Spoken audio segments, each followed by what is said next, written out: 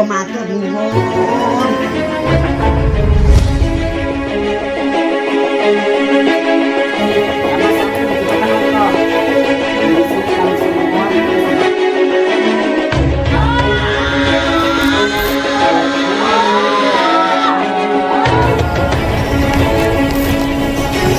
Tujuan aja kemana? Bolo-bolo kok rusoi kaca-kaca.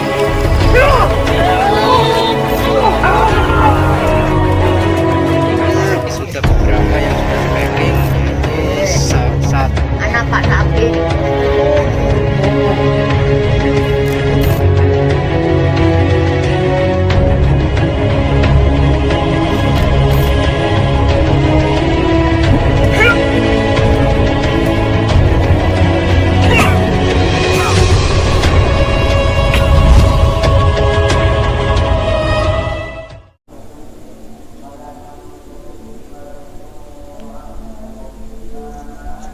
Assalamualaikum warahmatullahi wabarakatuh. Alhamdulillahirabbil alamin. Wassalatu wassalamu asrofil anbiya'i wal mursalin wa ala alihi wa sahbihi ajma'in, amma ba'du. Salam bahagia buat sahabat-sahabatku GNS, salam bahagia buat sahabat-sahabatku PCLN, Padepokan Cakra Lodaya Nusantara, dimanapun berada yang dirahmati Allah, yang tentunya insya Allah dimuliakan Allah Subhanahu wa Ta'ala. Amin Allahumma amin. Alhamdulillah sahabat-sahabat, bertemu kembali dengan saya Nur Samsun Al Fakir. Di sini saya bersama kameramen Ahmad, sahabat-sahabat. Jadi ini meneruskan episode yang episode pertama ya. Ini episode kedua ya sahabat-sahabat. Sebelumnya kita akan membahas tentang sesi jenar, ya Mat? Ya. Membahas apa? Kan kemarin kan episode pertama kan belum dijelaskan sejarahnya Syekh Siti Jenar dan asal usulnya Syekh Siti Jenar. Nah itu saya nggak tahu, saya makanya sebenarnya Syekh Siti Jenar? Ya makanya saya tanya. Oke, Kan kemarin katanya kan episode kedua ya akan dijawab. Oke. Saya ngopi dulu ya. Siap. Ngopi dulu. Bismillahirrahmanirrahim.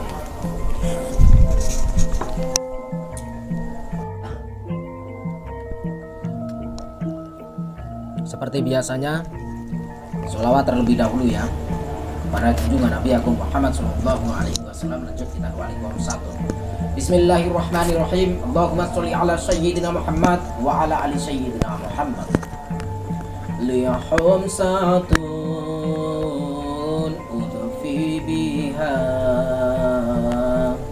harul wabail hatimah al-Mustafa wal Murtada wa banahuma wa Fatimah.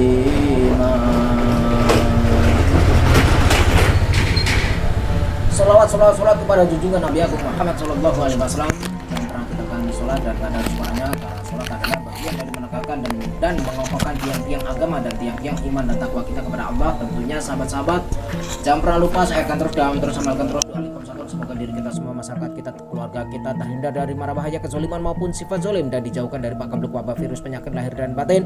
Sahabat-sahabat yang sedang sakit medis maupun non medis, saya doakan semoga lekas diangkat penyakitnya, diberikan kesembuhan, bisa beraktivitas seperti sedia kala. Dan sahabat-sahabat yang sedang kebingungan perekonomian, masih punya hutang, saya doakan semoga lekas dilimpahkan rezekinya halalan thayyiban, manfaat dan berkah di dunia wal akhirah, sehingga bisa melunasi hutang-hutangnya di bulan suci Ramadan penuh dengan kenikmatan dan keberkahan ini.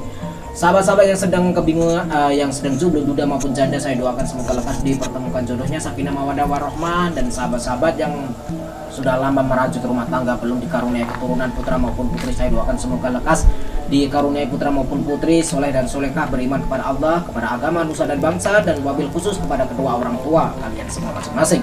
Amin Allahumma amin. Dupanya ambil lagi. Oke, jadi tadi apa, bahas apa tadi?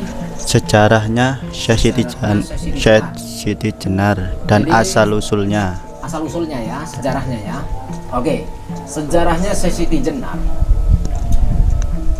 Syekh Siti Jenar yang sebenarnya itu adalah yang bernama asli itu Sayyid Hasan Ali Al Husaini. Sayyid Hasan Ali Al Husaini dilahirkan di Persia, Iran. Terus kemudian setelah dewasa mendapatkan gelar gelar Syekh Abdul Jalil, itu gelarnya, Pak. Jadi ingat, gelarnya Syekh Siti Jenar setelah dewasa siapa? Syekh Abdul Jalil. Dan ketika sedang untuk berdakwah di Cirebon itu ada daerah yang kotanya Cirebon, kerajaan Cirebon, tapi ada nama daerahnya, namanya daerah Caruban. Bukan Caruban Madiun ya, tapi Caruban Cirebon. Oke. Caruban Cirebon. Setelah beliau itu berdakwah di sana, mendapatkan gelar yang bernama Syekh Siti Jenar alias Syekh Lemah Abang alias atau Syekh Lemah Berit. Ya. Yang artinya Syekh Siti Jenar itu seorang ulama. Ini episode yang kedua ya kan? Ya, episode yang pertama sudah kemarin atau sudah kita upload ya, kemarin atau tadi ya. Nanti tergantung nanti kita upload nanti atau upload besok ya ini ya. Oke. Syekh Siti Jenar adalah Syekh Siti Jenar itu ini seorang sayyid alias habaib ya. Seorang sayyid alias habaib. Keturunan dari kalau habaib dari Rasulullah Shallallahu Alaihi Wasallam, seperti itu. Nasab lengkap beliau adalah Syekh Siti Jenar alias Sayyid Hasan Ali bin Sayyid Saleh bin Sayyid Isa Alawi bin Sayyid Ahmad Syah Jalaluddin, terus bin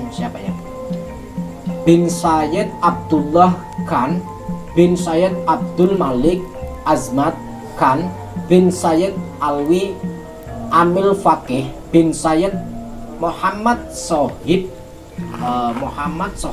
Mirbat, terus bin Sayyid Ali Kali Osam bin Sayyid Ali Sohib Baiti Jubair bin Sayyid Muhammad Maula Saumah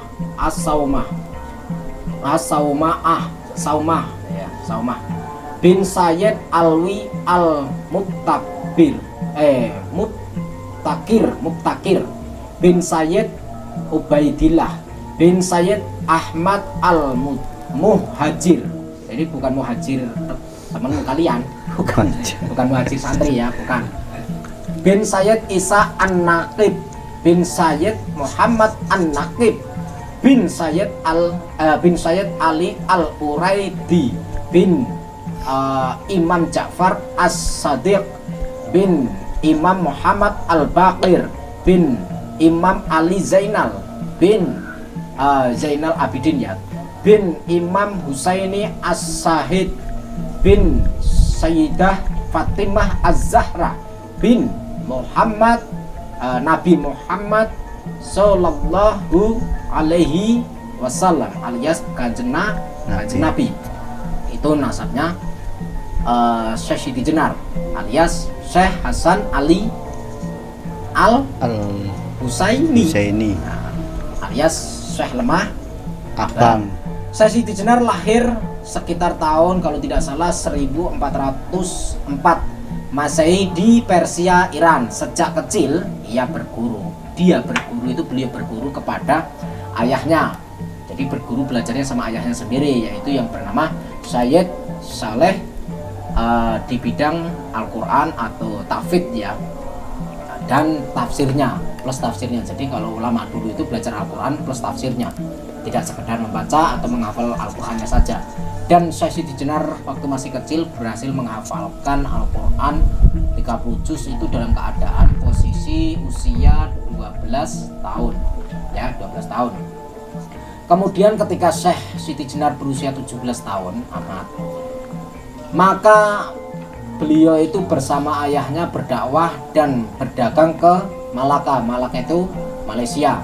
Tiba di Malaka, ayahnya yaitu yang bernama Sayyid Saleh diangkat menjadi mufti Malaka, atau mufti itu bisa dianggap juga sebagai penasihat atau guru rohani, ya seperti itu.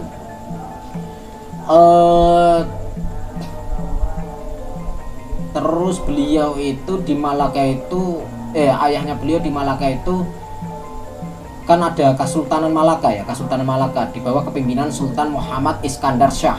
Itu saat itu Kesultanan Malaka adalah di bawah komando Khalifah Muhammad I, Khalifah Turki atau Utsmani. Akhirnya Syekh Siti Jenar dan ayahnya bermukim di Malaka. Nah, kemudian pada tahun 1424 Masehi ada perpindahan kekuasaan antara Sultan Muhammad Iskandar Shah kepada Sultan Muzaffar Shah, sekaligus pergantian mufti baru dari Sayyid Saleh atau ayah Syekh Siti Jenar kepada Syekh Syamsuddin Ahmad. Itu jadi perpindahan jabatan. Jadi kita untuk mengetahui tentang sejarah ya Mas, sejarah itu kita nggak boleh ini, yang artinya Syekh Siti Jenar itu masih habaib ya. Kalau kita menghina Syekh Siti Jenar, yang artinya kita juga menghina Rasulullah. Paham? Jadi kita harus mengetahui sejarahnya terlebih dahulu. Jangan terus menganggap Syekh Siti Jenar itu sesat. Syekh Siti Jenar itu aliran hitam atau aliran sesat dan lain-lain. Jangan. Kita harus apa namanya? Harus mengetahui sejarahnya dulu. Iya, kita harus mempelajari sejarahnya yang benar-benar sahih ya, seperti itu. Pada akhir tahun 1425 Masehi, Sayyid Saleh beserta anak dan istrinya pindah di Cirebon. Jadi dari Malaka ke Cirebon. Paham? Itu naik kapal selam. Jadi ngomong-ngomong kapal selam, kita doa Al-Fatihah terlebih dahulu Mat. Untuk kapal selam 402 yang kemarin kapal selam apa sih? KRI Nanggala. KRI Nanggala yang sedang kena musibah, ujian. Kita harus menginginkan kita kirim doa Fatihah ya. Bismillahirrahmanirrahim. Bismillahirrahmanirrahim. Al-Fatihah. Bismillahirrahmanirrahim. Alhamdulillahirabbil alamin arrahmanir rahim maliki yaumiddin. Iyyaka na'budu wa iyyaka nasta'in ihdinas siratal mustaqim siratal ladzina an'amta 'alaihim ghairil maghdubi 'alaihim waladdallin. Amin. Semoga almarhum para pejuang NKRI Nanggala, KRI Nanggala 402 diberikan husnul khotimah dan keluarga yang ditinggalkan bisa tabah dan bisa sabar. Amin. Semoga kuat selalu. Amin. Lanjut nggak ini, malah sedih nih. Aduh. Astagfirullahaladzim. Innalillahi wa inna ilaihi raji'un. Oke, kita lanjut. Posisi Sayyid Kafi atau jadi begini alat langsung saja ya. Mengenai apa ya, kita ini aja lah, Sayyid Kafi aja ya. Posisi Sayyid Kafi yang ada di Cirebon sebagai mursyid Thorekoh Al-Mutabaroh Al-Hadiyah Al-Ahadiyah dari sanad Utsman bin Affan, sekaligus penasihat agama Islam ke Kesultanan Cirebon. Sayyid Kafi kemudian mengajarkan ilmu ma'rifatullah kepada Siti Jenar alias Syekh Lemah Bang atau alias Syekh siapa? Syekh Abdul Ali, kalau nggak salah. Siapa? Syekh Hasan Jabir. Lupa, aku sudah dicatat toh. Aduh. Nanti dipelajari ya. Iya. Dipelajari. Jadi supaya tidak gagal paham ya, Mat. Ya, siap. Jadi penasihat Kesultanan Cirebon, terus mengajarkan Thorekoh, Itu Syekh Siti Jenar pada usia 20 tahun. Usia 20 tahun itu sudah belajar Thariqah Ahmad.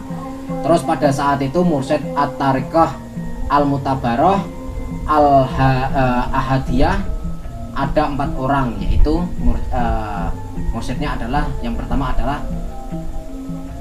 Syekh Maulana Malik Ibrahim sebagai mursyid Thariqah Al-Mutabaroh Al-Ahadiyah dari sanad Sayyidana Abu Bakar As-Siddiq untuk wilayah Jawa Timur, Jawa Tengah, Bali, Sulawesi, Kalimantan, Nusa Tenggara, Maluku dan sekitarnya. Itu. Terus yang kedua ada Sayyid Ahmad Faruqi. Jadi Sayyid Ahmad Faruqi ini dari sanad Sayyidina Umar bin Khattab untuk wilayah Turki, Afrika Selatan, Mesir dan sekitarnya. Yang ketiga ada Syekh Kafi, Sayyid Kafi atau Habib Kafi dari sanad Sayyidana Utsman bin Affan untuk wilayah Jawa Barat, Banten, Sumatera, Campa dan Asia Tenggara. Untuk yang keempat ada Sayyid Abu Abdullah Muhammad bin Ali bin Ja'far Al-Bilaili dari sanad Imam Ali bin Abi Thalib untuk wilayah Mekah, Madinah, Persia, Irak, Pakistan, India dan Yaman. Seperti itu. Seperti Yaman itu ada gurunya kakakmu siapa? Habib Umar bin Hafid. Habib Umar yang jenggotnya merah itu kan? Iya. Kakakmu kan belajar sama beliau. Jadi daerah sana. Seperti itu. Jadi daerah Persia itu banyak sekali ulama-ulama, Mat. Banyak sekali waliullah sebenarnya. Terus kitab-kitab yang dipelajari oleh Syekh Siti Jenar pada waktu masih muda kepada Sayyid Kafi adalah kitab khusus Al-Hikam karya Ibnu Arabi, kitab Insan Kamil karya Abdul Karim Al-Jilili, Ihya Ulumuddin karya Al-Ghazali,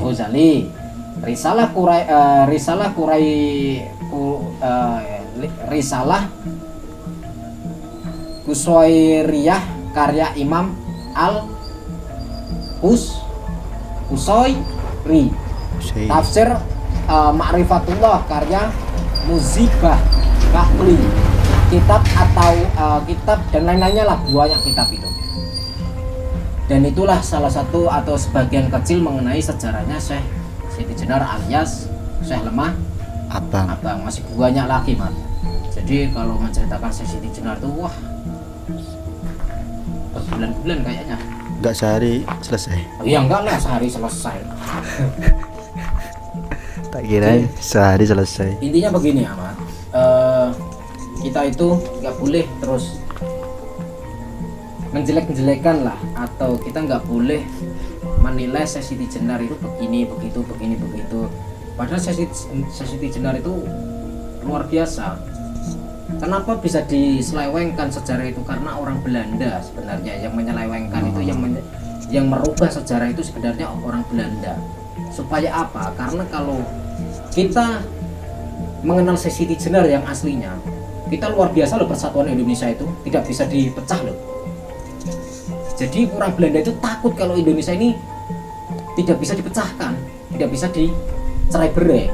Yang artinya kalau Indonesia ini, merakyat masyarakat Indonesia ini, Nusantara ini bersatu, seperti zamannya Patih Gajah Mada, Belanda kocar-kacir, nggak bisa menyerang Indonesia, nggak bisa menjajah Indonesia. Ya karena untuk mengelabui atau mengkebiri atau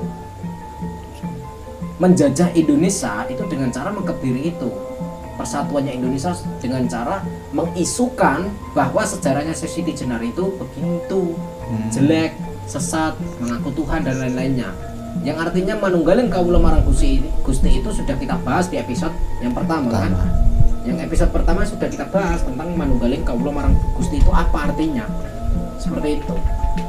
Jadi tidak ada lah, Mat, kalau istilahkan apa ya, Syekh Siti Jenar itu saat gini-gini, salah. Seorang habaib loh, beliau itu seorang habaib, seorang keturunan Rasulullah itu. bukan main-main beliau itu. Sanadnya jelas.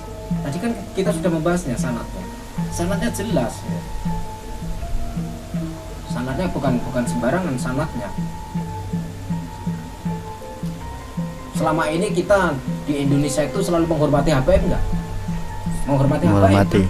Habaib yang Sanatnya jelas. sanadnya jelas, alias yang mengajarkan kesalehan atau santun. Kalau sudah ikut-ikutan politik ya kita nggak usah ikut-ikutan lah. Kita wajib menghormati tapi belum tidak wajib kita mentakdimi. Ya, kita wajib menghormati Habaib tapi kita tidak diwajibkan untuk mentakdimi. Ya, kita takdim kepada kiai-kiai kampung sajalah. Kiai-kiai yang jauh dari politik. Ya, jauhi dari politik. Walaupun mengerti politik tapi diam atau apa gitu, nah itu yang harus kita ini. Kita takdim. Iya, yang harus kita taktimi karena kalau sudah masuk ke ranah politik tidak lepas dari namanya ranjau duniawi. Ya, paham ya? Paham. Seperti itu. Cukup? Cukup. Kalau kurang cukup nanti tak kasih sejarahnya lah. Nanti Siap. dongeng lah. Dongeng ngobrol-ngobrol gitu ya, nggak usah di live ya. Matur suwun. Soalnya gini, Mat. Kalau menceritakan Siti Jenar itu tidak ada habisnya, Mat. Tidak ada habisnya. Saking luasnya ya bisa. Bukan saking luasnya, saking banyaknya sejarah. Oh, saking banyaknya. Itu. Oke, sahabat-sahabat, seperti itulah perbincangan antara saya dengan Ahmad. Semoga menjadikan kemanfaatan Amin, dan amin. bisa menjadikan keberkahan buat kita semua, saya dan kalian semua, dan semoga edukasi ini bisa dipahamin, bisa dimengerti, bisa diterima. Kalaupun pengalaman atau pengetahuan yang saya dapatkan ini, yang saya miliki ini kok masih kurang lengkap atau menjadikan keraguan kalian semua dan kalian memiliki versi lain, silahkan terserah. Kalian boleh memakai versi kalian dan saya di sini sebatas memberikan tontonan dan insya Allah ada tuntunannya. Kalaupun mau menerima tuntunan tersebut, kalaupun tidak, nggak masalah, abaikan saja. Terima kasih dan akhir kalam. Wassalamualaikum warahmatullahi wabarakatuh. Jangan pernah lupa sahabat-sahabat, puter tasbih, waco, sholawat.